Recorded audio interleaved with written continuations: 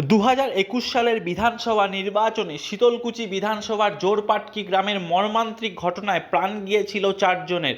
সেদিনের ঘটনায় নিহত আনন্দ বর্মনের বাড়িতে গিয়ে পরিবারের লোকেদের সাথে দেখা করে কথা বললেন কোচবিহারের জেলা শাসক জিতেন যাদব এবং পুলিশ সুপার জসপ্রীত সিং।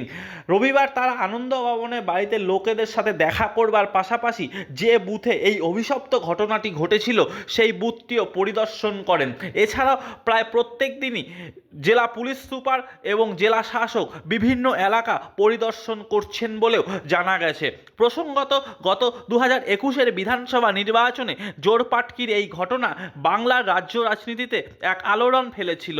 রাজনৈতিক হিংসা প্রতিহিংসার বলি হতে হয়েছিল এই 4 জনকে। তাদের মধ্যে একজন আনন্দ বর্মন।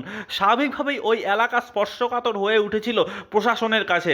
2026-এর নির্বাচনে এরূপ ঘটনা যাতে পুনরাবৃত্তি আর না ঘটে সেই কারণে অনেক আগে থেকেই জেলার প্রশাসনের শীর্ষ আধিকারিকরা এলাকাটি নিচ্ছিদ্র নিরাপত্তায় মুড়ে ফেলার পাশাপাশি বিভিন্ন সময়ে ওই এলাকা পরিদর্শনে সাহেব বলে দিয়েছেন।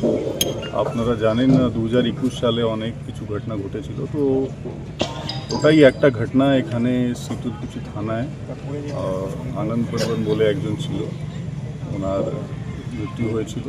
তো ওনার পরিবারকে আমরা আজকে ভিজিট করতে এসেছিলাম। এই ছাড়া যা ওই এলাকা আছে, ও যা ভালনারেবল বুথ আছে ওটা ভিজিট করতে এসেছিলাম। তো আশা করছি আমাদের এইভাবে ভিজিট চলবে। আর আমাদের স্টেট পুলিশ, সেন্ট্রাল পুলিশ, বিভিন্ন ডিপার্টমেন্ট ইলেকশন প্রিপারেডনেস করছে। আর এই ভিআইপি ভিজিট জন্য আমরা এখানে ইন্সপেকশন করতে এসেছিলাম, কিছু ইনস্ট্রাকশন দিয়েছিলাম।